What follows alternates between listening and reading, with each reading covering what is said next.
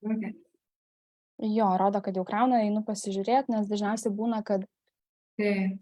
dar nerodo, va, mums jau čia rodo, o ten dar būna nerodo. Tai tada susitikrinu techninę dalį.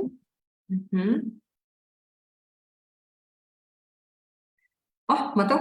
Matai? Tai Matau. viskas gerai. Valio Taip, matau ir aš. Valio. Gerai. Tai tu pasidalink ir galėsim pradėti. Tai sveiki visi, kurie žiūrit gyvai ir kurie žiūrėsite įrašą. Šiaip kaip prašėme, tai būtų labai faina sulaukti irgi jūsų klausimų ir atsakyti į juos. Tai aš manau, kad mes turim kokią 45 minutės ir tai tikrai turėtų būti pakankamas laiko tarpas išnagrinėti tą aktualią temą, kuri dabar labai tokia, sakyčiau, ant bangos. Taip. Nu va.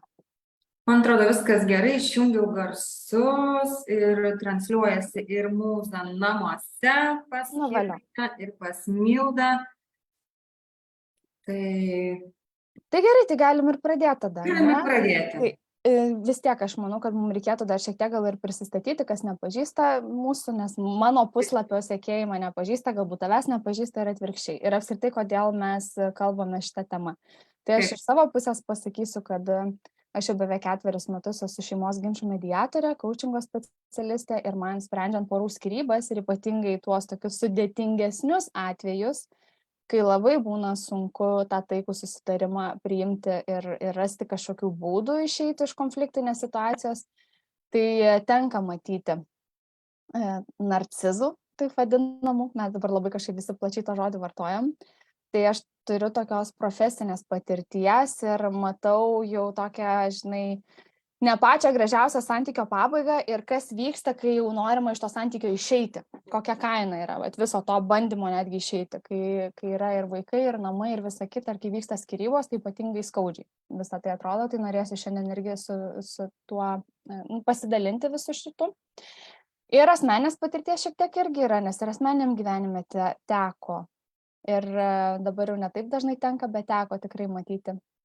Kaip atrodo ir santykiai artimų šeimos narių su tokio tipo žmonėmis ir asmeninį kontaktą pačiai turėti, tai pasidalinsim ir kaip atpažinti ir kokią kainą tokio santykio, ką tai reiškia, su kuo galima susidurti, kam reikėtų pasiruošti ir ką atkreipti dėmesį.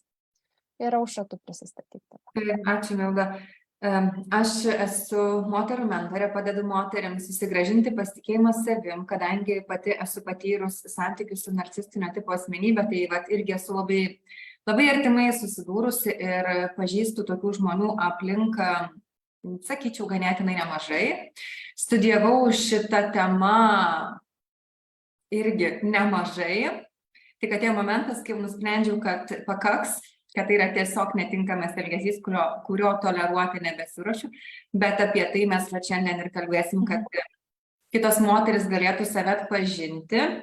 Tai aš padedu moterims susigrąžinti pasitikėjimą savim, pasiruošti naujiems santykiams, savivertę sustiprinti, išmokti nustatyti ribas, gebėti pasakyti ne, pasimatymams pasiruošti ir taip toliau. Tai drąsa, ryžtas ir paskatinimas yra mano stiprybės.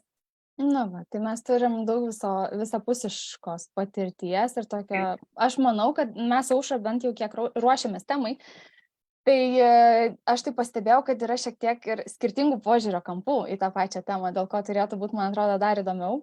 Ir norim visu tuo su jumis šiandien pasidalinti. Matau, kad yra žiūrinčių gyvai ir pasidalinimų yra, tai tikrai, jeigu turit kažkokių tai klausimų, rašykit. Jeigu turit realių kažkokių situacijų, reikia kažkokio galbūt patarimo, sprendimo ar įžvalgos, tai duokit mums žinoti, mes tikrai pasistengsim atsakyti tai ir galim tada pradėti, kodėl čia ta tema dabar tokia labai aktuali. Taip, pirmiausia, kodėl šitą temą mes šiandien kalbam, iš esmės, aš savo paskyroje nusprendžiau storiuose pasidalinti, kokia tema moteris norėtų išgirsti daugiau. Tai buvo apie pasimatymus, buvo straipsnio analizė su coachu ir viena iš temų buvo apie narcizus. Ir ta narcizų tema pasirodo, tikrai aktuali, kiek ją bekalbėtum, vis tiek yra aktualu. Mūsų visuomenėje yra iš esmės daug ribų nepaisimo, daug negebėjimo santykius kurti gražiai ir tame tarpe yra emocinio smurto. Tai ta tema, jinai dėl to aktuali labai. Tai va, o aš prie viso šito dar pridėsiu, kad man asmeniškai, va, iš mano pusės ir kodėl mes dviese kalbam apie tai, aš savo tokią užduotį keliu įvesti aiškumo šiek tiek į pačią tą savoką ir kaip mes ją naudojam, kada naudojam, dėl ko, kas iš tikrųjų už to slypi. Aš labai mėgstu prie žodžių kabinėtis. Čia vienas iš coachingo tokių įgūdžių, žinai, visą laiką ieškoti, kokią prasmę žmogus suteikia tam žodžiui, kurį vartoja. Tai aš matau labai daug tokių spekulacijų ir labai greitai lipdoma etiketė vyrui, kad narcizas. Norėsiu irgi paliesti šiek tiek vieną tokį aspektą, kad ne tik tai vyrai tokie yra. Ir labai dažnai man tenka dirbti ir su poromis. Tai yra, kai jos neįsprendžia savo santykių kažkokių tai konfliktų, kreipiasi ir mes tada sprendžiam. Ten nekalbam apie skyrybas dar iki to etapo, neprieinam labai dažnai, pavyksta sutvarkyti tam tikrus dalykus, bet nesusikalbėjimas, konfliktai, nesutarimai ir taip toliau. Ir aš turiu tikrai tokių realių pavyzdžių, kur būna labai įdomu, kad moteris, tarkim, per asmeninę sesiją, prieš poros sesiją, dar su kiekvienu atskirai pasikalbam, būna, kad apibūdina savo vyrą kaip narcizą. Bet realiai, kai mes susitinkam poroje, pasimato, kad čia tikėtina, kad yra atvirkščiai. Tai vat, man norisi tokio irgi, žinai, aiškumo daugiau ir įvairialypio požiūrio į visą šitą, kad nebūtų vien tik tai vienai lyčiai klijuojama va šitą etiketę, nors iš esmės tikrai kalbėsim ir apie tos realius tokius pavyzdžius jau ir iš moterų pusės, su kuo jos susiduria dažnai. Nes šiaip tai, kiek man teko domėtis, tai tik tai 6% populiacija yra, apie 6% yra žmonių, kurie turi tą narcisistinį sutrikimą, kuris yra psichikos sutrikimas. Jau suvokim, kad tai yra tam tikra diagnozė. Visai kas kita yra žmogus, kuris turi šitų požymių. Tai yra narcizui būdingų požymių. Tai dar nereiškia, kad jis yra narcizas. Tai vat aš matau, kad labai dažnai, žinai, tas toksai kai kurių dalykų įvertinimas jau per tą diagnozę labai dažnai irgi pakiša koją santykiuose. Tai mes kartais per greitai užlipdom, kas yra kas, nepasigilinę. Tai va aš norėčiau čia šitoje vietoje irgi, kad tikrai nėra to labai daug. Bet kai realiai su porom dirbi ir kalbi ir su moterim, tai atrodo, kad jau praktiškai kas antras vyras, žinai, narcizas yra. Tiesiog. Taip, kartą paragavęs negali sustoti. Jeigu su vienu narcizu susidūrei, paskui pradedi matyti tas raudonas vėliavas ir atrodo, kad visi aplinkui narcizai. Nėra taip. Bet noriu, Milda, pridėti tą, kad tu pasakai, kad yra 6% visoje populiacijoje žmonių, kurie turi tą sutrikimą ir 80% iš tų 6 sudaro vyrai. Tai vis tik tai šitas sutrikimas yra dažnesnis vyrams, būdingesnis. Taip, bet va šitoj pačio vietoje irgi tada man nori, žinai, pasakyti, kad požymių tam tikrų, kurie galėtų būti palaikomi šituo. Tai turim iš principo mes visi. Nes jeigu imti jau tą patį pamatinį tokį dalyką, ar ne, kad tai yra žmogus, kuris siekia dėmesio, nori pripažinimo, tai mes galim sutikti tikrai pas kiekvieną, nes tai yra visiškai natūralus prigimtinis dalykas ir lygiai to paties, žiūrėk, mes norim iš santykių, ne? Ir bent jau pas mane, kai ateina moteris arba vyksta skyrybos, pagrindiniai yra keli tokie aspektai, ko jos skundžiasi, kad jos negirdi, Jų negirdi. Kad jų negirdi. Ir kad trūksta dėmesio. Tai mes irgi visi norim to paties. Tik tai, žinai, jau kai nueinam į tam tikrus kraštutinumus ir pradedam žiūrėti, o kokia mano to siekio kaina yra ir kaip aš bandau tą pasiekti, tai va čia jau turim įdomių dalykų. Tai galima apie požymius, ne? O kas tas narcizas tada tavo požiūrį? Nes mano požiūrį, kiek aš esu savo susidėliojusi tokią ne tai, kad apibrėžimą, bet tiesiog apibūdinimą. Tai yra žmogus, kuris užstrigęs mažo vaiko raidos etape. Toksai, ne? Taip, pas mane yra toksai apibrėžimas. Žmogus, kuris užstrigęs mažo vaiko raidos etape ir jis negeba komunikuoti, jis nori kontroliuoti, jis nesijaučia saugus ir visa kita. Mažas berniukas. Ok, yra variantas, bet žinai, aš šitoje vietoje irgi sakyčiau, iš to tokio noro, ar ne, ir to dėmesio ir pripažinimo troškimo, tai jo, bet vis dėlto ten yra ir pakankamai daug galios, ten yra pakankamai daug intelekto, ten yra labai labai aštrus protas, labai dažnai ir geras išsilavinimas tarp kitko. Tai čia jau tokie irgi suaugusio žmogaus bruožai, bet aš tai išskirčiau tokius kelis tipus ir kiek literatūrai man teko ieškoti. Tai irgi yra tokie išskiriami tipai, žinai, piktybinio narcizo, kurį mes dažniausiai, tarkim, naudojant va šitą epitetą, mes dažniausiai apie šitą ir kalbam, apie tą piktybinį, kenkėjišką žmogų, kuris kitą žmogų, dažniausiai moterį, naudoja kaip priemonę savo gyvenime tikslams pasiekti.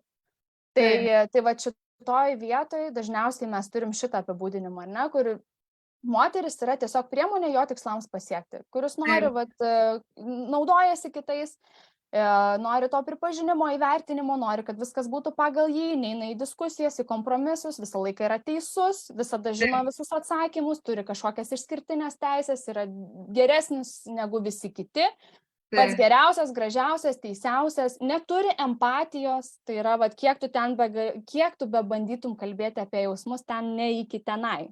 Ten nėra to tokio pajautimo ir tiksliau nerūpi žmogui. Šiaip, jau pradėkim nuo to, kad tam žmogui nerūpi, kaip tas kitas jaučiasi. Ir pavydas obsesinis. Labai dažnai būna kontrolė ir pavydas. Taip, aš norėčiau tada papildyti prie to paties, man iš karto, kai pasakė, kad nėra empatijos, tai taip, jie neturi empatijos ir jie turi intelektiniam lygmenį empatiją, jie ją suvaidina. Ten, kuriems reikia naudos, jie tą empatiją tiesiog, intelektiniam lygmenį pagamina, bet ne emocinę. Ne emociniam, taip. Emocinio ryšio tai ten tikrai nėra. Dėl to mes turim tokius pavyzdžius ir irgi literatūroje man teko skaityti, žinai, kad išskiriami keli tipai, tie piktybiniai, kenkėjiški, kur yra ir agresijos, ir destrukcijos, ir psichologinio, fizinio, seksualinio, visokių kitokių rūšių smurto, finansinio irgi tarp kitko. Šiaip, su tuo man tenka per mediacijas labai dirbti. Jau kai tik skyrybos, tai tada prasideda. Bet yra ir kiti tipai. Čia mes kalbam apie tokį aktyvų narcizą, kur, jau visi suprantam ir dažniausias paplitęs. Bet lygiai taip pat prie šitų narcizų yra priskiriamas ir kitas tipas, tai yra tas pažeidžiamas žmogus, kuris savo viduje turi tam tikrą irgi ego mechanizmą, siekia to paties įvertinimo, tik tai kai jam nepasiseka, jo agresija, jinai nėra aktyvi, jinai yra pasyvi, per tai bandymas prisitraukti dėmesį, lygiai taip pat per tą pabuvimą tokių vargšų neįvertintų, kaip kažkoks geras ir nemato. Čia lygiai tas pats, tik tai kita veikimo forma. Ir dar vieną radau tokį bendruomeninį, kurį man teko sutikti ne vieną savo gyvenime. Šiaip tai labai toksai skaudus atvejis, kuris santykyje, jeigu yra prisirišimas, jau moters prie tokio vyro, žinok, tiek įvelia painiavos, nes ten išskiriamas toksai bendruomeninis. Tai yra, ir tikrai savo aplinkoje dabar praskenavę galim rasti, ne? Tie, kurie dalyvauja socialinėse akcijose, gelbėja gyvūnėlius, renka, aukoja pinigėlius ir taip tokie socialiai geri kaimynai. Tiesiog, ta prasme, atrodo, Dieve mano, pastatyk paminklą tu tam žmogui. Bet su savo darbuotojais, artimiausios aplinkos nariais, šeimos nariais už uždarų durų, ten mes turim visai kitus reikalus. Ten mes turim engimą, ten mes turim irgi tą patį smurtą ir taip toliau. Tai ten išskiriami tokie keli tipai. Tai sakau, tik tai noriu tą aiškumo dėlį įvesti, kad ne visi yra tie aktyvūs smurtautojai, kaip mes dažniausiai suprantam, žinai. Gali būti užslėptų visai kitų tokių bruožų. Tai aš esu susidūrus ir su visais esu 3 susidūrus. Su visais tipais, su vienu labai stipriai pažįstama, su tuo pirmuoju, paskui yra tas pažeidžiamasis auka, kuris verkia, verkšlena. Sako, tave visi žiūri, mane niekas nežiūri, tave visi myli, manęs niekas nemyli. Ir padaryk, ką nors dabar. Tai yra galima telktis tai. Tai yra labai net juokingas momentais. Bet skaudžiausia vieta šitoj visoj daly moteriam, jeigu kalbam apie vyrus dabar, paskui paliesim gal ir kitą temą. Jeigu kalbam dabar apie vyrus ir čia taip, žinai, apibūdinam, tai skaudžiausia dalis, aš matau moteriam visada, yra suprasti, kad jos tame santykyje yra ir atsiduria tik tai dėl to, kad jie yra puikiai suderinami. Nes jeigu būtų nesuderinami, tai šito santykio nebūtų. Bet dažniausiai, kur yra sunkiausia dalis, kad jeigu jau kalbam apie vyrą, žinai, kuris turi ten tą diagnozę, tai nei jisai pasikeis, nei jisai pripažins, nei jisai prisipažins ir į psichoterapeuto kabinetą 99,9% jisai tikrai neateis. Nes ne jame yra problema. Nes ne jame yra problema, jisai negali pripažinti to. Ateina moteris dažniausiai, bet problema yra kur? Aš ką pastebiu iš moterų, kurios ilgai tokiam santykyje, žinai, būna, be galo sunku perversti jos fokusą į ją pačią. ten yra jis, kaip man su juo, kaip ten gal pakeisti. Aš turiu netgi porą atvejų, kur moteris realiai smurtiniam santykė, kur net ir fizinis smurtas yra. Žinai, kas sugeba padaryti, ten, meilė obsesinė iki tokio lygio, kad jos sugeba įstoti, pavyzdžiui, ir pasibaigti psichologijos bakalauro ir magistrą, parašyti darbą tema apie narcizus. Bet žinai kam? Ne kad iš santykio išeiti, kad geriau suprasti, kaip jame tenai elgtis, žinai, ir kaip reaguoti, ką daryti, ir kad tik tai toliau vis tiek kažkaip jame išbūti. Tai va šita dalis yra sunkiausia pripažinti, kad jūs tokiam santykiai esate dėl to, kad jūs abudu esate puikiai suderinami ir vienam kito reikia. Tik tai klausimas visada yra, o kur yra riba, nes jinai anksčiau ar vėliau ateina. Vieniem fizinė, kitiem psichologinė ir tada jau ieškom sprendimų. Taip, kokia viso to kaina? Didelė.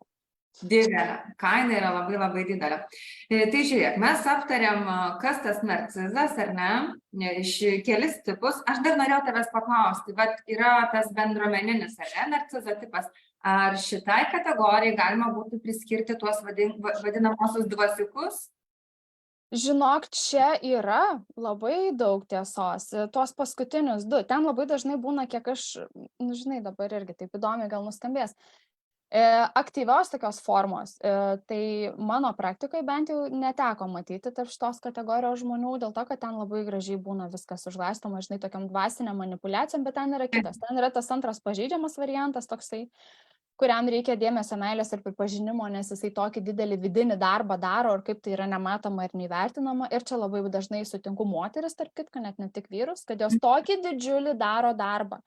Jos pabaigė irgi meilę savo visokius kursus ir tiek savo savivertę pačios pasikėlė ir dabar nori ten princesėm karalienėm būti ir niekaip to nieks nepripažįsta. Ir pradeda reikalauti manipulacijom. Tai čia aš moterų matau. Ir tarptų bendruomeninių taip labai daug, dėl to, kad man tenka matyti pačią mediaciją irgi. Ateina kartais tokių žmonių, kur iš pirmo žvilgsnio pažiūrėjus, tu niekada negalėtum patikėti, kad kažkas tokio vyksta. Intelektualus žmogus, išsilavinęs, užimantis ten aukštas pareigas, ar ne, iš pažiūros socialiniai erdvėj, tobula šeima, tobula žmona, tobuli vaikai, ten namai, tratata. Savanorystėm užsijima, ten bažnyčiai dar kažkam, žinai, aukoja, o paskui, kai sėdi mano kabinete, paaiškėjo, kad ten jau ir policija užfiksuoti yra tam tikri įvykiai, ir vaikų teisės įsikišusios, ir ten žiūrėk, tas smurtas iki tokio lygmens ir psichologinis ir visos kitoks, kad ten vaikai iki šaldytuvo negali neatsiklausę ateiti, nes maistas surūšiuotas, suskaičiuotas, kažkam galima imti, kažkam negalima imti. Ir šiaip iš pažiūros tu tikrai nepasakysi. Tai labai labai daug visokių skirtingų variantų. Tikrai taip. Tai čia irgi, man atrodo, turi ką pasakyti šitą temą, ne? Aš esu susidūrusi su viskuo, apie ką tu kalbėjai, ir man yra pažįstama. Aš tik tai sakyčiau, mažiau esu susidūrusi su moterim narcizėm. Aš esu atkreipusi dėmesį, kad viena iš labai garsių žinomų moterų man pasirodė narcistinio tipo, tik nežinau, ar būtų etiška ir korektiška tai vardinti, čia galbūt ne. Bet esu atkreipusi ir tiesiog stebėjau, kaip bendrauja su vaiku. Kaip bendrauja su vyru, kaip save visuomeniai pateikia. Tai yra visokie ženklai.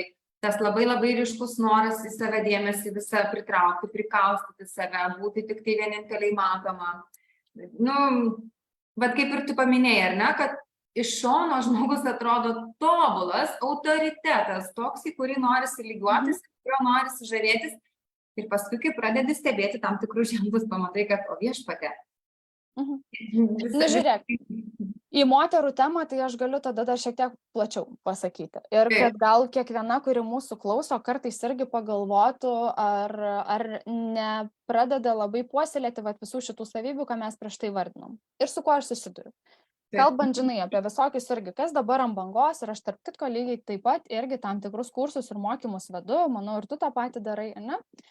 Ir kaip lengva kartais nueiti į kraštutinumus. Paskui pakalbėsim, iš kur viskas kyla. Bet apie moteris dabar žiūrėk.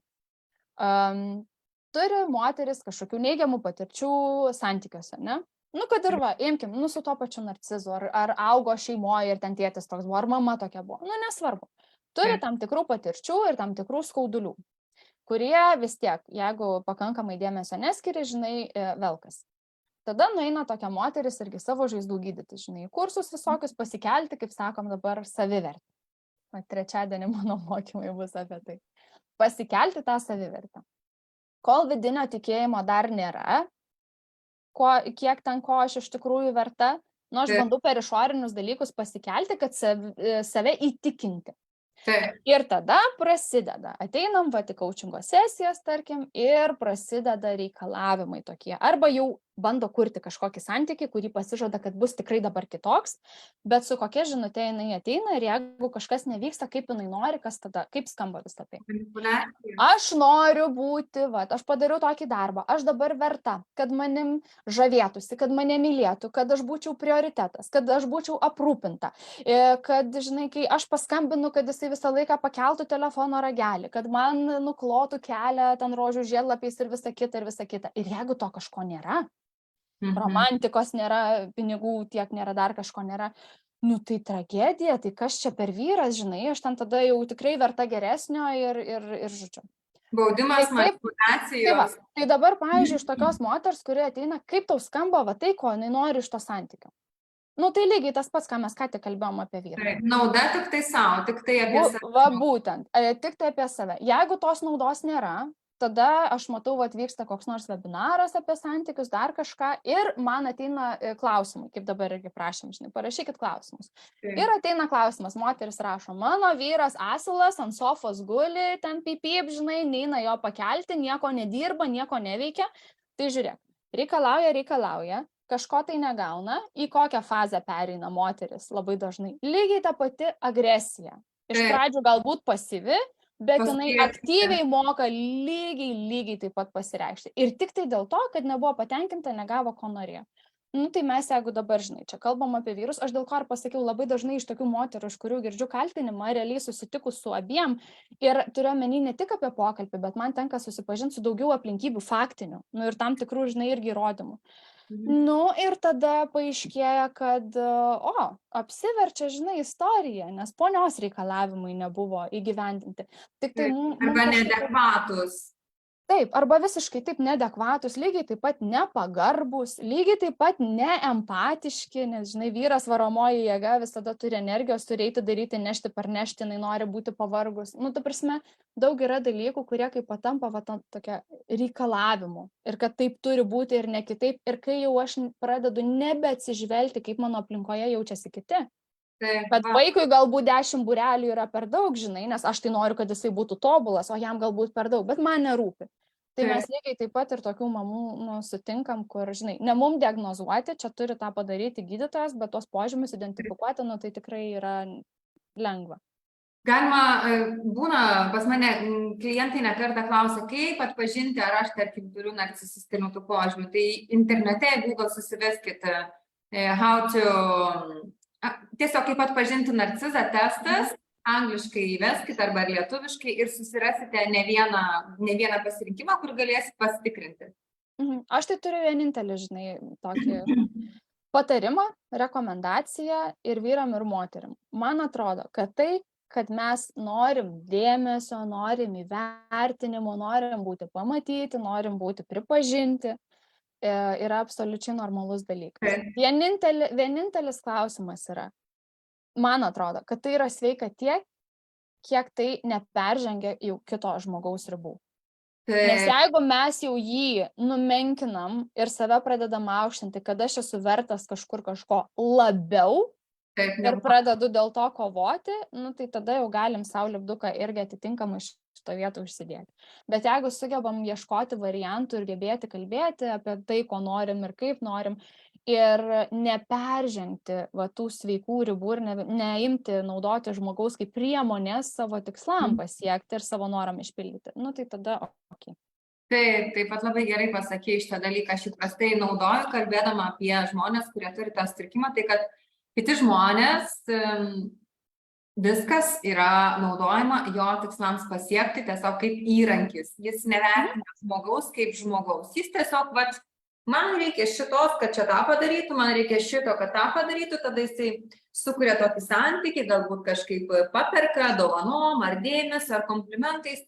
Nebūtinai tai artimas santykis, tai gali būti ir darbo santykiai. Mhm. Bet jis nupirks dovaną, jis pakvies vakarienės, jis kažkaip pasirūpins, nes žino, kad jam iš to bus nauda. Nu, toks pakompensuos, žinai, Taip, kažkokią formą. Ir jeigu moteris šitoj vietoj, tokiam santykiai iš vyro, neturi pakankamai irgi tos pačios savivertės, negeba nubrėžti ribų, tai jinai labai palaiko tokį vyro elgesį šiuolaikiniam tokiam globaliam informaciniam mūsų gyvenime. Žinai, gauna tą dovanėlę, vienintelę per ten kažkiek tai laiko, papaustina, susirenka gražius komentarus, dar palaiko visą šitą, žinai, idėją, o iš tikrųjų, nu, tyliai verkia. Taip, tikrai taip.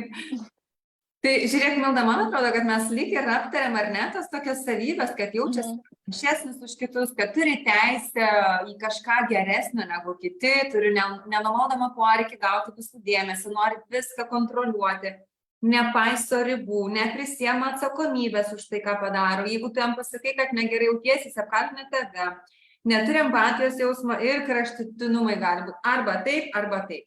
Ir dar vieną, nepasakiau. Čia vienas, užbėgant šiek tiek gal įvykiam už akių, bet vienas toksai irgi iš dalykų labai labai ryškiai matomas iš tų atpažinimo, žinai, ženklų. Tie žmonės dažniausiai jie gyvena tos sufeikintos sėkmės iliuzijų. Tai yra, nėra galbūt jokio netgi realaus dar pasiekimo, už kurį ten galima būtų kažkaip, žinai, paplot. Nėra ten taurės ir medalių. Bet tas žmogus antiek jaučiasi, kad jisai turi išskirtinės teisės, kad jisai dabar jau be 5 minučių čia sėkmingas, visko vertas. Ir tai yra ta vieta, per kurią labai dažnai vyras, jeigu apie vyrą kalbam, paima tą moterį. Žinai kodėl? Jisai tiek kalba apie, kaip ten stengiasi kažką, kaip ten tobulinasi, kokios jisai sėkmės vertas. Ir žinai, koks mygtukas pasispaudžia. Moteris sėdi, klauso, kiek daug jame potencialo. Kiek daug potencialo. Opa, imu, žinai, ir aš jam padėsiu tai pasiekti. O realiai, kaip jo nėra, taip jo ir nėra. Taip pat tokia iliuzija ir aš esu turėjusi patirtį, sutikusi tokį žmogų, bet apie tą garbę, kurią tu kalbi, tai žmogus gyvena kažkieno praeities arba kažkieno šlovės šešėlyje. Tai gali būti tėtis, tai gali būti mama, čia kažką jis tokį didžiulį padarė, pastatė, pasakė, va čia mano tėtis, čia toks, man tai supranti ir aš galėjau būti toks, bet pasirinkau, nes nenoriu, galiu bet ką turėti, bet neturiu. Tai irgi dar būna tas toksai garbės vaikymasis arba gyvenimas kažkieno šlovės šešėlyje. Tai čia vienas labai iš tokių indikatorių, dėl ko mes ir praeitam live, kai kalbėjom, atsimeni, vienas iš pagrindinių patarimų, dėl ko ir abidvi sutarėm, kad nereikia skubėti apskritai jokiam santykyje, nes jeigu tu tiesiog pasiduodi tam tokiam impulsui, o ką tie žmonės moka, jie tikrai turi charizmą. Jie tikrai turi. Dėl ko? Dėl to, kad jie tiki visu tuo, ką jie sako. Ir jie tiki tą istoriją. Ir tai jų tiesa yra. Ir tada matosi labai didelis tas užtikrintumas, pripažinimas, toksai atsidavimas tam savo sėkmės kažkokiam siekiui. Taip skamba. Ir tai labai labai žavi. Ir va čia yra ta vieta, kur taip chemiškai moterį paveikia. Ir kuo greičiau jinai pasiduoda į tą santykį, nebemato realybės, tų mažų detalių, realių veiksmų, pradeda ieškoti jiem pateisinimo, kodėl čia tas neįvyko, nes aš suprantu, nes tai dar ne dabar, nes jinai viską pateisina ir tokiam, žinai, laukime. Ir dar atsimenu, pabėgo man mintis, kodėl nepabaigiau sakyti apie tą, žinai, bendruomeninį variantą, dėl ko moteris labai stipriai tame įklimpsta santykyje. Ir apskritai dėl ko įklimpsta? Dėl to, kad tie žmonės sugeba sukurti ypatingai nuostabų, beprotiškai nuostabų, sėkmingą, tobulą įvaizdį kitų akise. Ir jie iš tikrųjų su tam tikrais žmonėmis, kurie yra naudingi, moka gražiai elgtis. Pagarbiai, paslaugiai. Tai yra tiesiog wow asmenybė. Ir tada, kas atsitinka tokiam santykyje, šitas toksai dviprasmiškumas, kad jisai čia elgiasi taip, bet su kitais tai kitaip. Tada moteris padaro kokį šitą. Tai jisai gali būti toks, tai ką dabar man padaryti, kad ir su manim būtų toks. Ir tada jos gyvenimo, žinai, misija patampa kažką padaryti, save persidaryti, kažkaip tai jam įtikti, kad gauti va tą tokį suvaidintą vaizdą kitiem sau. Ir va čia užstrigimas žiauriai didelis, dėl to, kad iš to santykio tada išeiti labai sunku, būtent dėl to tokio realaus, žinai, pavyzdžio, koks jisai gali būti ir negebėjimo pripažinti, kad jisai net, ne tai, kad negali, jisai nenori su tavim toks būti, jisai nenori tiesiog, jam nereikia to. Ir moteris visą tą atsakomybę perveda savo, kad jinai nepakankamai gera, kad su ja būtų toks. Nu ir va turim tada užsisukimą tokiam įdomiam rate. Taip. Tai žiūrėk, tu sakei, kad pas mus tie požiūriai kažkur skiriasi, nežinau, kol kas man jie labai sutampa. Man atrodo, šitoje vietoje, žinai, tas toksai skiriasi, tai šitoje vietoje, kad aš kažkaip įtraukiu moteris į šitą temą, nes aš manau, kad daugumai susidarė įspūdį, žinai, kad mes tik tai čia ant vyrų dabar. Ne, yra moterų, taip yra, bet tik tai jų šiek tiek, tai yra ne šiek tiek, o ženkliai mažiau. Taip. Tai Milda, mes žiūrėk, apšnekėjom požemius, ar ne? Tai dabar trumpai galėtumėm pasakyti, kaip patenkama ir kas turi riziką patekti. Jau trumpai buvo, žinai, užsiminta, bet dabar tada tiesiog, kad būtų toks kaip punktelis. Čia aš manau, kad išvada labai aiški. Nu, pavyzdžiui, paties narcizo susiformavimas ir va tų tokių elgesio modelių ateina dviem kryptim. Iš vaikystės tam tikrų dalykų ir auklėjimo dalykų, iš tėvų, ar ne? Ir tam tikras irgi genetinis sutrikimas, jeigu mes jau kalbam apie tikrai tą tikrą faktinę diagnozę. Moteriai papulti tokius santykius lygiai taip pat dėl tam tikrų praeities dalykų, kurie ateina irgi iš šeimos, dėl auklėjimo dalykų, dėl tokio neišmokymo, nusibriežti ir pajausti savo ribų. Ir tai yra ta moteris, kuri užsiima tą poziciją ir gyvenime užsiėmė tą poziciją, kad aš geriau kažkaip tyliai, ramiai padarysiu tai, ko manęs prašo, tam, kad gaučiau meilę, dėmesį ir visą kitą. Ir jeigu moteris turi polinkį į tai, tenkinti kitų poreikius, tam, kad būtų gera, tai jinai ir yra rizikoje įsivelti, nes jinai nepajus, kur jos ribos yra pratrinamos, jinai bus linkus nusileisti, prisiderinti, prisitaikyti, nenori konflikto, nenori eiti į konfrontaciją, nes tada emocinis krūvis didelis, reikia čia spręsti, žinai, per sunku, aš geriau nutylėsiu, patylėsiu, padarysiu, išspręsiu ir taip toliau. Tai jeigu turim tokias charakterio savybės ir tokį elgesį, tai yra labai didelė rizika tikrai patekti į tą. Plus moteris, kuri irgi, tarkim, nelabai prisima atsakomybės pati už savo gyvenimą, pasiekimus, rezultatus ir visą kitą ir atsiranda toksai, vau, sėkmingas, žinai, vyras su potencialu.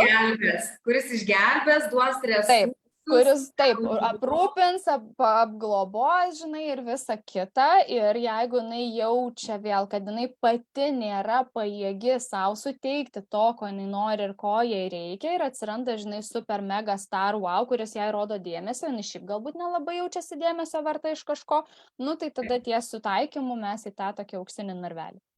Taip. Ir aš norėčiau tave papildyti šitoje vietoje, kad nebūtinai visais atvejais moteris turi pasižymėti menką savivertę, ar ne, arba negebėjimą nustatyti ribas.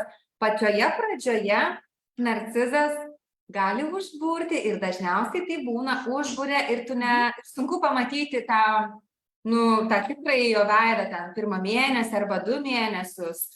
Tai tiesiog stebėti ir jeigu ateina jausmas, kad ar gali tikrai tai būti taip gerai, realiai tai pasakoju. Tiesiog susimastyti ir stebėti, ar tikrai viskas atitinka realybę su tuo, ką jisai kalba ir daro.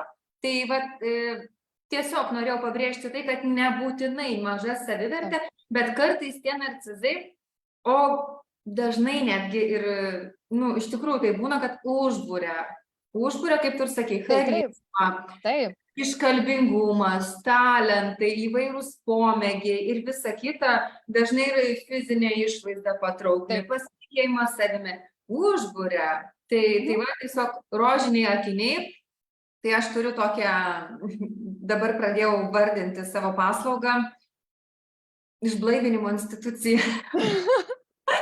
Galiu padaryti išblaivinimą, jeigu galvojat, kad santykiuose pačioj pradžioje yra kažkas per gerai ir ar tikrai taip gali būti, tai teikit pas mane, aš išblaivinsiu arba pas Mildą. Labai greitai terapiją, žinau, per kartą galima. Rožinius sakinius tikrai sugebėsim nuimti. Aš tau pritariu šitoj vietoj, tiesiog mano atsakymas, žinai, buvo labiau, kad kas didesnė rizika turi, bet mes tikrai matom šitų, žiūrėkit, tokių atvejų. Ir tada būna, žinai, visuomenės nuostaba, kas iš tikrųjų man irgi labai nepatinka, nes iš tų pačių moterų būna dar didesnis, žinai, puolimas vietoj tam tikro palaikymo. Labai turim daug pavyzdžių irgi išsilavinusių moterų, psichoterapeučių, psichologių, kurios turi labai daug žinių apie žmogų. Tikrai taip. Labai daug. Ir jos taip pat į tokius santykius papuola. Tai gali nutikti ir tai būtent jo, dėl to tokio gebėjimo apžavėti ir visa kita. Ir šitoje vietoje aš tokį vieną vėl aspektą noriu paminėti. Ir dėl to paties, žinai, santykių greičio, kad faktas, tam, kad dalykai atsiskleistų, reikia laiko. Ir apskritai labai dažnai, su narcizu kalbant, ne, apie tai, apie gyvenimą su narcizu, labai dažnai dalykai pradeda atsiskleisti apskritai tik tai kartu pagyvenus. Ir dar kurį laiką. Dėl to, kad kai žmonės ir pora draugauja ir kartu nepagyvena, tai daug lengviau yra sumodeliuoti norimas situacijas, scenarijus ir sukurti kažkokį įspūdį. Tai šitoje vietoje vienas yra labai svarbus aspektas, kurį galima pastebėti netgi pokalbių metu. Žmogus, kuris turi narcisistinių tokių bruožų, jau ar vyras ar moteris, jau nesvarbu, ne, ir tas ir tas. Kalbant apie bet kokį santykį su bet kokiu kitu žmogumi, mama, tėčių, draugais, buvusiais partneriais, darbuotojais, tas žmogus dažniausiai niekada neįvardins jokios savo atsakomybės už tą santykį ir kas tenai buvo. Visą laiką bus kalbama, kad jo nepastebėjo, jo negerbė, jo nuomonės nepaisė, jo nematė, jį žemino, jo ten taisyklių nesilaikė, jį apgavo, juo pasinaudojo ir visa kita. Savo.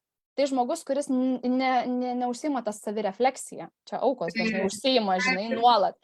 Tai jeigu jūs bendraujate su tokiu žmogumi, kuris apskritai negali įvardinti jokio savo indėlio į bet kokią situaciją žmogišką tarp asmeniniuose santykiuose.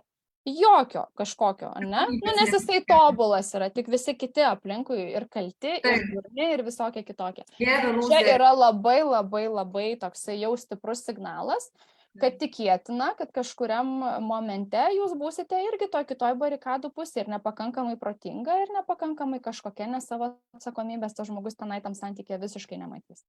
Taip. Tikrai taip, tos atsakomybės vengimas ir labai gerai pirmose pokalbiuose, kaip tu ir kalbėjai praeito mūsų laivo metu, klausyti, ką jis kalba, mažiau kalbėti pačiai ir tiesiog stebėti kūno kalbą ir klausyti tai, ką jis šneka apie kitus ir labai daug apie kitą žmogų sužinosi, klausydamas, ką jis kalba apie kitus. Tai dabar, Milda, pakalbėkime apie tai, kokia yra tų santykių kaina. Jeigu žmogus nusprendžia jokia būti arba būna nesuprasdamas, kad, tarkime, yra tokiam santykiai, bet iš esmės, ką tai kainuoja? Tai kainuoja apskritai tavo sutrupinta savivertė iki paskutinių jau tenai gabaliukų, dažniausiai, ką aš matau. Apskritai, jeigu kalbant ir iš moterų pusės, kurios ilgai tokiuose santykiuose būna ir dar jeigu yra vaikų, tai visiškai būna nebeaiškus jai jos pačios identitetas, kas šiandien tokia yra ir kas šiandien per moteris, nes jau būna visom įmanomom formom nužeminta. Pasitikėjimo savimi nebėra net ir paprastuose buitiniuose dalykuose, antiek būna įtikintos jos tikrai, kad nieko nebegeba, kad nieko nemoka, kad nieko vertos yra, kad, tiesiog, wow, kad jom garbė, kad jisai dar iš viso grįžta namo, jo, kabinėjimasis prie visko, grindys blogai išplautas, žinai, namai per mažai sutvarkyti, žodžiu, ir visa kita. Tai kainuoja labai daug ir po to, reikalinga terapija. Ta prasme, rimtai, po tokių santykių, jeigu jie trunka ilgesnį laiką ir jeigu buvo sukurta šeima ir kažkokios tai galbūt bendros veiklos, turtas ir vaikai, svarbiausia, tai gydymo reikia tikrai terapinio. Ir vaikams labai dažnai irgi, nes augant tokio šeimoje, kai vienas iš tėvų toksai yra, vaikai lygiai taip pat turi padidintą riziką tokiais tapti ir nepastebėti. Tai yra niuansų ir ypatingai sakau, dar jeigu tos santykių kaina dažnai būna vis dėlto anksčiau ir vėliau vis tiek skyrybom, tik tai arba mažiau skausmingom, arba labiau, kuo ilgiau santykis tęsiasi, kuo daugiau per tą laikotarpį yra sukurta, tos skyrybos yra sunkesnės. tai kaina net ir proceso metu būna labai didelė. Dėl to, kad skyrybos tai čia būna pačios sunkiausios. Dėl to, kad būna pasitelkiamos visos įmanomos priemonės, ir etiškos, ir neetiškos, ir visos įmanomos priemonės, kad tas žmogus, kuris jau turi diagnozę, imkim, ar ne, narcizo, galim taip vadinti, kad būtų taip, kaip jisai nori. Ir tada jau nesvarbu, tenai niekieno gerovė, nei vaikų gerovė, tai yra daroma viskas dėl jo ambicijos ir dėl jo tikslo ir nesvarbu, kokia kaina yra. Tai būna labai labai sunkus, ilgas tikrai procesas, kuris reikalauja daug stiprybės. Tikrai taip, labai paantrinsiu, tai yra pažįstama ir iš klienčių patirčių ir ne tik. Bet kokią kainą bandymas pasiekti savo, nepaisant, kaip ir tu paminėjai, nepaisant net ir vaikų gerovės. Jis pamins viską tam, kad pasiektų tai, ko jam reikia.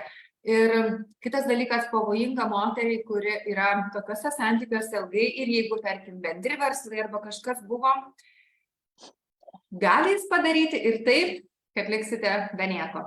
Negali, greičiausiai ir padarys. Ir ne tik, kad be nieko, bet dar bus pasitelktos visos įmanomas priemonės sužlugdyti reputaciją.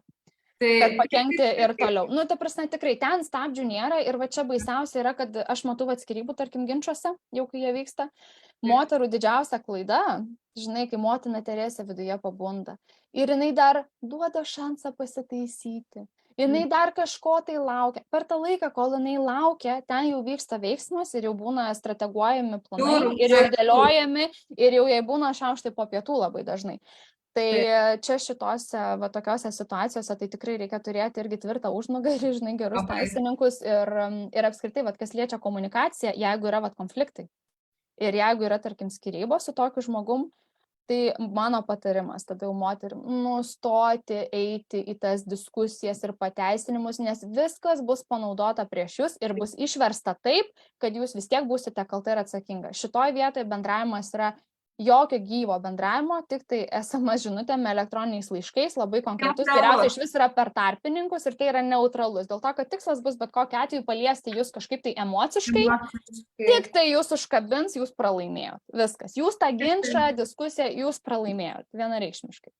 Taip, suvokti, kad, tai žmogus turintis tą sutrikimą ir kad jis yra robotas, jis veikia pagal tam tikrą programą įrašytą, ir nepaveiksit jo nei emociškai, niekaip. Nebent jis iš to pamatys naudą. Tai labai dažnai, ir žiūrėk, kaip dažnai nutinka, apie skyrybas, tarkim, kalbant. Labai dažnai kažkuriam etape paima ir apsiverčia flakštelį. Ir jisai pasidaro normalus, geras žmogus. Taip. Kažkaip tai, žinai, jau galima ir susitarti, jau atrodo ir tie vaikai parūpo ir jų gerovė ir kažkas tai atsitiko. Ir kas tada vyksta, moteris sako, wow, nušvito, pagaliau susiprato. Jo, iki kol gauna gerai suplanuotą tokį peilį į nugarą, pačiu netikėčiausiu momentu. Tai aš sakau visą laiką taip, mažiau tada tokiose situacijose, mažiau fokuso iš moterų pusės į jį ir jo pateisinimus, o daugiau į save ir ko iš tikrųjų noriu aš ir ar tai sveika man, ar nesveika. Ir kaip yra viena tokia mintis, jau minėjau praeitą kartą, visa tai, kas kainuoja tavo ramybę, yra per brangu. Tikrai. Ir čia neturėtų būti kažkokių labai, žinai, didelių diskusijų. Ir lygiai taip pat, jeigu yra tiesiog santykiuose kažkokių, apskritai dabar visom porom, žinai, jeigu santykiuose yra kažkokių nesusikalbėjimų, nesusitarimų, kažkokių tai pykčių, tai aš lygiai taip pat moterim irgi noriu pasakyti žinutę, kad prieš lipdydamos etiketės ant savo vyrų, kokie jie yra netikę, nepakankamai geri ir kažko dar nedadarantis, pasižiūrėti vėlgi į save ir ar tai, ko aš prašau, ko aš noriu ir kaip aš noriu. Tam žmogui sveika ar nesveika, nes aš irgi nesu, žinai, pasaulio bamba, kad visi turėtų aplink mane šokinėti. Tai va šitoj vietoj įsivertinti kartais, ar aš pati nesielgiu taip. Tai grįžtam prie auksinės dieviškos taisyklės, ne? Elkis su kitais taip, kaip norėtum, kad su tavimi elgtųsi. Taip, ir aš tada užbaigdama, būtent šitą papunktį norėčiau, taip kaip ir tai, apie ką mes dabar kalbėjom, kokia yra ta kaina, trumpai taip rezumuoti, tai susipainiojimas savyje, vienas sako, kitą daro, nebesupranti, kas vyksta, nuolatinės abejonės savimi, nerimas, ar aš tikrai pakankamai gera, ar kas bus, jeigu santykiai nutrūks, žmogus nesijaučia saugus tuose santykiuose, gali prasidėti depresija, įvairūs sveikatos sutrikimai, skydliaukė, plaukai slenka, nagai lūžta, tiesiog bet kas vyksta su sveikata, pradeda žmogus sirgti ir atsiskyrimas nuo socialinio tinklo, nuo žmonių rato, nuo savo pomėgių, nuo savo veiklų. Tai jeigu pastebit šituos 5 ženklus, turbūt būtų verta irgi sunerimti ir įvertinti dar kartą, ar jūsų santykiai yra sveiki. Ir žinai, ką padaryti šitą vietoj? Bet labai gražiai išvardinai, struktūruotai, man labai patinka. Bet tam, kad įsivertinti, pirmiausia, ką reikia padaryti, ko moteris nedaro, ir čia yra blogiausia, ištraukti po galais save iš tos situacijos. Susirinkti tos vaikus, išeiti iš tų namų, išvažiuoti kažkur galbūt vienai į kelionę, nes kol jūs verdat tam katile, net pažinsit, nesusivoksit nieko, be šansų, nes tai ne jūsų žaidimo aikštelė, dažniausiai ne pagal jūsų taisyklės ir kiekvieną kartą jau žiūrėk ir būna, prieš jam grįžtant kyla įtampa, jau aš čia lakstau su skudurėliu, čia tas gal ne iki galo padaryta, man stresas, tada vėl komentarai, tada vėl tam pačiam tokiam savirefleksijos rate ir moteris būna atsiskyrus tada ir nuo draugių, ir nuo veiklos, ir nuo visko. Ir labai sunku būna, kai iš tikrųjų būna ką tik vaikai dar gimė, ar vaikelis, ir moteris būna motinystės atostogose ir tarkim, su tokiu vyru turi santykius, nes pas ją realiai gyvenimo ritmas pasikeičia ir tampa tik tai namai, vaikas ar ne, vyras, šeima, pertrauka nuo darbo, nuo visų kitų dalykų, tai dar tada giliau grimstama į visą šitą, bet kokiu atveju ištraukti save iš situacijos ir pasižiūrėti iš šono, nes tenai būnant, neišsisprendžia dalykas, tu turi atsitraukti kažkaip vienaip ar kitaip tam tikram laikotarpiu, kad susivokti šiek tiek. Taip, arba kitas variantas yra, jeigu jaučiatės negerai, negalite būti savimi, negalite atsipalaiduoti, bijote suklysti, tai tiesiog reikia ateiti konsultacijai pas specialistą ir papasakoti savo nuogąstavimus. Žmogus, tarkim, kaip Milda, turi daug patirties ir iš karto įžvelgi tam tikrus dalykus ir tu gali duoti aiškumą, ar ne, žmogui. Padėti žmogui pačiam susidėlioti tą aiškumą, kokį vaidmenį jisai ten užima, ar jam patinka ir kokie šansai yra kažką tai pakeisti. Čia daugiau žinai apie jį patį, nors kaip taisyklė, kaip sakiau pradžioj, ateina moteris kalbėti apie jį ir kiekvieną kartą, kai bandai kalbėti apie ją, tai labai labai tada sudėtingai gaunasi. Todėl, kad tai gyvena jo gyvenimą ir visas fokusas yra į jį. Ir dėl to. Ir dar vienas toksai irgi svarbus aspektas, kur aš norėčiau, kad būtų kiekvienas, kad turėtų savo šitą klausimą. Dabar ta tema, ir narcizų, tikrai eskaluojama, pakankamai daug apie ją labai kalbama ir tikrai ne kiekvienas, kuris to narcizų yra, nes mes jau skaičius irgi vardinom, iš tikrųjų juo yra. Pradėkim nuo to. Aš tik noriu, kad žmonės atkreiptų dėmesį, kad labai dažnai ką pastebiu. Tas žmogus, kuris geba apsibrėžti savo ribas, geba prisimti pats atsakomybę, ar ne, su kažkuo tai nesutikti, pasakyti, kad kažko nenori, taip tau, čia būtent tas ribų klausimas. Pasirenka kažkokioje situacijoje save ir savo poreikį, ne? Labai dažnai yra visiškai nepelnytai apkaltinamas, tipo, kad jisai yra narcizas ar narcizas, tik tai dėl to, kad žmogus geba sveikai apsibrėžti savo ribas ir pasirinkti save kažkokioje situacijoje. Tai čia verta būtų pasižiūrėti, ar tai yra tiesiog ženklas, ką žmogus daro, jo pagarbos savo, kad jisai save myli ir save gerbia ir save saugo, o kur jau tai yra, žinai, ir aš esu pajungta į tą procesą ir peržengiamos tam tikros ribos. Tai čia reikėtų truputėlį tą sveiką kritinį mąstymą šito vietoj išlaikyti, nes ne visada, kai aš pasakau ne, nes aš dabar noriu kažko savo, tai reiškia, kad aš narcizė. Tikrai ne, tai mes nepaskubėkim čia su tai, žinai, liupdukais. Taip, labai gerai Milda papildė šitą dalyką, kad sveikas žmogus, su kuriuo sunku manipuliuoti, narcizui arba manipuliatoriui, bet kokiam kitam, kuris smurtinį elgesį naudoja, yra nepatogu ir gali jį patį apkaltinti ir priklijuoti tą etiketę. Taip, tai labai dažnai būna irgi, žinai, nepelnytai pasišvaistoma visų šitų, tai reikėtų atsargiai.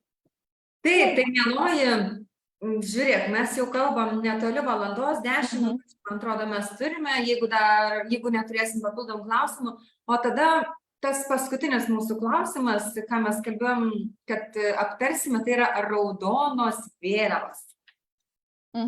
Vat keletą išvardinkim.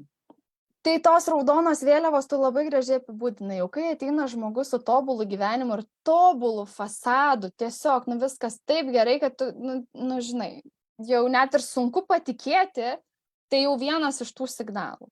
Kitas, aš manau, jeigu žmogus kalba labai daug apie save, išaukštindamas save, nevengia, žinai, savęs girti, pasigirti, bet lygiai tuo pačiu metu nuvertina kitus. Tai ne tai, kad aš galiu pasididžiuoti kažkuo, ką padariau ir faino, bet aš dabar noriu pasidžiaugti, bet nuvertina, numenkina kitus, naudoja tuos epitetus apie kitus, kaip jie nepakankamai ten kažkokie, tai jo neverti ir ypatingai apie praeities, sakau, atkreipti dėmesį, ką žmogus kalba apie bet kokį bendravimą su kitu žmogumi, darbinį, asmeninį, šeimos narius. Jeigu negirdit nieko apie jo kažkokią bent vieną negerą savybę ar įprotį ir viskas yra tik tai dėl kitų kaltės, jau vėliavėlė, labai labai aiški. Tai čia tokie, esminiai aspektai. Aš esu tokias frazes išsirašysi, tokias klingas, narcizas. Tu mano gyvenimo tikslas, aš gyvenu dėl tavęs, tu esi tokia ypatinga moteris, tavęs laukiau visą gyvenimą, nei viena tokia nėra, tu tokia ypatinga, supranti, reiškia, visos buvo blogas iki tavęs, o tu dabar kažkokia stebuklinga. Pavargau būti vienas. Labai noriu šeimos, noriu vaikų. Įprastai vyras sveikas, jisai nesiveržia nei šeimos, nei vaikų. Jis pirmą žiūri moterį, jam taip patraukli seksualiai, tada susidomėjo kaip asmenybė ir visa kita, Čia, aš labai trumpai, kol nepamiršau, šitoj vietoj žiūrėkit. Jeigu ten vyrai jau, žinai, virš 40 ir jisai sutinka tave ir sako, aš noriu šeimos ir vaikų ir visada norėjau, tik tai mano ten 10 gal santykių sugriuvo, nes ne viena nebuvo tokia, su kuria norėčiau ir niekada net nebuvo jokio įsipareigojimo nei vienai. Ir nebuvo net bandymo tą šeimą kurti, bet su tavim tai tikrai. Tai jūs ilgiau pastebėkit jį tiesiog, nepulkit jau pasirašyti, kad aš čia tikrai ypatinga, bet pastebėkit. Kitas yra toks aspektas, apsigyvenkim kartu. Labai greitai nori izoliuoti ir supakuoti į narvelį, kad kuo greičiau galėtų perimti kontrolę į savo rankas, kad neturėtų kiti žmonės įtakos moters gyvenime. Tai tas labai skubėjimas į santykius, kuo greičiau, kad nebendrautų su kitais vyrais netgi ir su žmonėm, kad į darbą eitų tik tai nuo tada iki tada, kad niekur kitur neužsuktų, žodžiu, noris izoliuoti ir apsigyventi kartu labai greitai. Ir mokymas ir komentavimas, kaip tu su kitais bendrauji. Tai yra iš tokio vyro labai pareina daug tau paaiškinimų kaip moteriai, su kuo tu gali bendrauti, negali, kaip tu turi bendrauti su kažkuo, tu ten per daug kalbi, per mažai kalbi, tai būna tada jau, žinai, ir planavimas, pas ką eiti, pas ką važiuoti, būna jo sprendimai. Ir dažniausiai kartu kažkur pas moters draugus ar artimuosius retai kada, dėl to, kad tai yra ne jo kontrolės laukas, bet ten, kur jisai turi kontrolę, kur jisai gali formuoti įvaizdį, į jo darbo vakarėlį, tai jūs tikrai eisite kartu, į jo kažkokią aplinką tikrai eisite, net kai tą pačią dieną bus pasirinkimas eiti kažkur kitur, kur moteriai svarbu, tai bus neįdomu. Tai tikrai tai gali nevažiuoti į artimųjų laidotuvės netgi. Taip, nes tai nepakankamai, žinai, reikšmingai. Taip. Gali prašyti, kad parodyk, ką tu man duosi kaip moteris, kad įrodytum savo vertingumą, kodėl tu čia dabar verta būti su manim. Po išsiskyrimo su buvusia man labai sunku pasitikėti moterim, tai įrodyk, kodėl dabar aš turėčiau tavim pasitikėti, kaip pavyzdys toksai. Nebūtinai, aišku, tie dalykai tik tai narcizam, čia iš esmės, tokie toksiški santykiai, ar ne, netinkami. Į tuos dalykus svarbu atkreipti dėmesį, arba buvusi moteris manęs neįkvėpia, permeta atsakomybę. Jo, buvo per prastas kvėpavimo aparatas, žinai, susirasti naują. Geras, prastas kvėpavimo aparatas. Ir yra dar toks dalykas kaip love bombing, užvertimas dėmesiu. Tikrai pervertas. Nuolat daug skambučių, daug žinučių, socialiniam tinkle susirašinė, laikina viską. Tai nori visą laiką tavo užimti, visą tavo laisvą laiką, visą dėmesį. Persekiojimas. Čia yra labai, čia yra tiesiog persekiojimas su tom dovanėlėm, su rašteliais, su laiškeliais, su visokiais ten rožių žiedlapiais, žinai, ir taip toliau, kur yra pastovus toksai įkyrus toksai lindimas. Taip, iš pradžių gali pasirodyti, kad vau, va čia svajonių princas, įsivaizduoja, ir tokias gėlės dovanoja, ir papuošalas, ir ten vedas, ir dovanas dovanoja tai, ką aš noriu. Tai tu įsivaizduoji, kaip moteris jaučiasi gerai, kokį jaučiasi vidinį darbą gerai nudirbus, jeigu tokį pritraukia. Taip.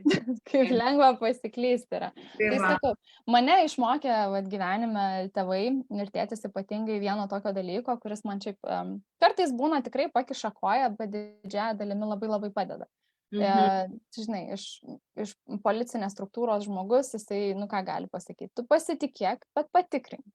Tai man šitas labai labai patinka. Tu gali žmogum klausyti jo, tikėti, pasitikėti, bet karts nuo karto pasitikrinti, ar tai, ką žmogus sako, iš tikrųjų yra tiesa. Tai turiu omeny duoti laiko, pakeisti kontekstą, pastebėti, išlaikyti budrumą. Tai jausmai, tenai dėmesys, viskas yra ok, faina. Bet išlaikyti tam tikrą budrumą ir tą kritinį mąstymą, tai yra be galo sveika. Ir vėliau, kai tam tikri dalykai paaiškėja, tai galima savo tik tai padėkoti, kad laiku buvo pastebėta ir vertinta.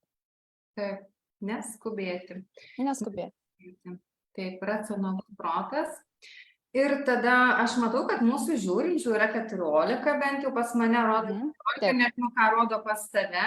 Irgi taip pat, ir matau klausimas, ar bus galima pažiūrėti įrašą, tai taip, įrašas tikrai lieka ir paliksim. Paliekam mes įrašą, galės pažiūrėti. Ir kažkas galvojo, kad narcizai yra gėlės. Tai būtų gerai, jeigu būtų tik tai. Labai, žinokit, šiaip tai aš net buvau užsirašusi, kad narcizai yra labai gražios gėlės, kurios mūsų gyvenimą labai stipriai nuspalvina, jeigu mes gebame iš to pasimokyti. Tai mus labai stipriai paaugina. Tai vat, narcizai yra labai gražios gėlės. Reikia iš jomis pasimėgauti ir pasimti naudą savo. Tai čia kaučinginis klausimas grįžta į temą. Tik ne visada moteris būna pasiruošusi jį atsakyti. Nu, ir ne visada iš karto. Tai yra, o ko tave moko šitą situaciją? Taip. Blemba klausimas, toks į paširdžius, žinai, bet jį išsikelti savo yra verta. Taip, ir buvo, Milda, vienas klausimas prieš tai. Kaip nustoti reaguoti į narcizo pašaipas ir grasinimus turint vaikų? Tai šitoj vietoj man, bet yra, čia man konteksto, žinai, reikia, ar dar yra kartu, ar ne kartu, ar gyvena po vienu stogu, ar ne. Čia jau ne kartu, man atrodo. Čia jau ne kartu, nu tai kaip ir Aušra ir tu paminėjai, bendrauti su tokiu žmogum reikia absoliučiai neutraliai. Taip. Be asmeniškumų ten turi būti bendravimas, tai tiesiog mokytis, bendrauti, atsakinėti į klausimus kažkokius, susitarimus neutraliai, laikyti kontakto tik tiek, kiek yra būtina ir negali išvengti, jeigu yra vaikų. Jeigu pačiai yra per sunku ir dar emociškai liečia, kreiptis pagalbos. Bendrauti galima per tarpininkus, per advokatus, per antstolius, per mediatorius ir per visus kitus specialistus, tai tikrai galima tą daryti. O savo, jeigu žmogus mato, kad, reaguoju dar, galiu apsimesti, kad nereaguoju, galiu kažką neutraliai parašyti, bet dar iš tikrųjų reaguoju, ar ne? Tai tada reikalingas asmeninis darbas su savim, tikrai, kad išmokti, atrasti, kurioj ten vietoj, kas dar likia, kas ten žaidžia, kas ten skauda, koks galbūt lūkestis yra ir su juo pradirbti, kad iš tikrųjų tas kontaktas jau ir nebesukeltų manyje tos emocinės reakcijos. Kad man nereikėtų vaidinti neutralaus bendravimo, bet kad jisai tokiu taptų. Ir tam irgi reikia laiko, čia neatsitinka va taip. O galėtumėm duoti vieną pavyzdį, pavyzdžiui. Aš esu narcizas ir parašau tau, sakau, tai Milda, tai tu gali tuos vaikus normaliai vieną kartą aprengti ar ne? Perdodama, ar gali aprengti vaikus normaliai ar ne? Šitoj vietoj, žiūrėk, pirmas dalykas, čia net nėra klausimo, čia yra iš karto jau mintis, kad tie vaikai aprengti nenormaliai. Ir jeigu aš dabar įsivelsiu į diskusiją kažkokią labai ypatingą, tai tikėtina, kad kas bus? Aš pralaimėsiu. Tai čia reikia pasvarstyti irgi. Jeigu norisi pažaisti su narcizu ir yra vidinės jėgos tą padaryti, kol emociškai neliečia, galima paklausti, ar galėtum atsiųsti sąrašą, kas yra normalūs rūbai. Liuks. Ir mes naudotumėm jį abu kartu. Ar galėtum padaryti Google Sheets kažkokį Excelio, kas yra, surašyti man prašau, kas yra normalūs rūbai. Taip, Ir tai yra pakankamai neutralus klausimas, ne kad aš aprengiau, ar tu nematai, čia be jokių tu, aš kažkuris padarė. Nu, užduokim pavyzdžiui, vienas iš galimų variantų, ne? O kas taip, tai yra visada logika, racionalumas ir, va, kaip tu pati paminėjai, aiškumas, neutralumas ir aiškumas. Ar Turi teisingai būti labai suprantu, aišku. kad na. Tu padarai taip, ar teisingai suprantu, kad na. Čia turi būti labai... Informacija. Ačiū, kad pasakei, žinosiu. Gerai, kitą kartą žinosiu. Ir turėkit omeny, kad tikrai ne į kiekvieną kažkokią repliką reikia atsakinėti. Taip. Nu, tiesiog pasigalvo, nebūtina į kiekvieną žinutę kažkur atsakinėti. Plus, va čia dar vienas svarbus dalykas, kas atsitinka. Atsakymas gali būti ir tos moters klausimų. Problema yra kame. Iš jų dažnai ateina spaudimas. Visus atsakymus duoti čia ir dabar, greitai. Atsakymai turi būti greitai, va dabar, va. Tai atsiminkit tokį dalyką, kad niekas jūsų negali nieko versti. Sustokit ir parašykit, atsakykit, ar ne, kad apie šitą dalyką, apie šitą klausimą man reikia 2 dienų pagalvoti. Atsitraukit, nesivelkit į tos pokalbius iš karto. Parašė tokią žinutę vakare, mane sunervino, nes vėl galbūt tai vėl blogai kažko įdėjau, tai vėl, o jisai tai nenuperka ten tų rūbų iš viso, žinai, ten arba, o tu tai iš vis vaikus gražini tenai su suplyšusiais džinsais. Tai mes vėl turėsim konfliktą. Tai jeigu tau parašo ir tave veikia, padėk tu tą telefoną, palauk kelias valandas, išsivedink, apgalvok atsakymą ir tada atrašyk. Ir jeigu vėl gausi atsakymą į savo daržą akmenuką, ir vėl padėk ir atrašyk. Jiem didžiausia bausmė yra laukti to atsakymo, nes jie užspaus, kad tu padarytum čia ir dabar ir dar, kad pademonstruotum savo emocionalų reagavimą. Tai neskubėti su tais atsakymais, niekur nepabėgs. Padėkit, palikit, palaukit, pergalvokit. Čia yra tokia taktika, kaip perimti kontrolę į savo rankas. Taip. Nes moteris, kurios turi kontaktą su narcizu, jisai na. Kaip tu pačioj pradžioje sakyti ir paskui, tarkime, išsiskyrus, jeigu yra vaikai, vėl jisai na. Bet aš esu suaugusi moteris, aš renkuosi, kaip man gyventi savo gyvenimą, aš jį valdau, aš jį kontroliuoju ir aš netiduodu atsakomybės jam. Tai šitoje vietoje tas pats. Aš irgi tas emocijas padedu iš šono, neleidžiu savo reaguoti emocionaliai, galbūt pašneku su draugė, pasakau, koks jisai ten, kaip aš susinervinau, išliek tą visą emociją kažkur kitur, iššok, išsportuok, išdainuok į mišką, išrėk, draugė išpasakok ir paskui supras, kad tai yra žmogus, kuris turi tą sutrikimą ir tau reikia išsakyti neutralumą, aiškumą ir kontrolę savo rankose. 3 dalykai. Taip, ir viskas. Tai va. Jau turinio tai davėm tikrai. Man atrodo, čia atsakymai į N+K klausimų yra tiesiog iš to, ką mes pasakėm. Jeigu dar matysim, kad yra ten vienas kitas komentaras, tai atsakysim vėliau. Įrašą paliksim ir manau, kad galim turbūt tuo ir pabaigti. Aš labai tikiuosi, kad daugiau aiškumo įvedėm ir tikrai praktinių dalykų, kurias galima taikyti ir komunikacijoje, ir bendravime, ir einant į santykį, kad pasitikrinti, ar ne?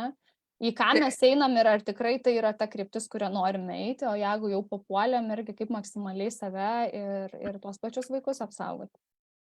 Taip, tikrai taip, tai ačiū tau labai, Milda, už tokį įdomų ir informatyvų pokalbį, tiek man pačiai, praplečiau savo irgi tas žinias ir žiūrintiems. Tikrai bus labai įdomu ir praturtinantis pokalbis. Tai ačiū tau ir iš auditorijos lauksim kitų pasiūlymų kitoms aktualioms temoms. Taip, būtų tikrai įdomu.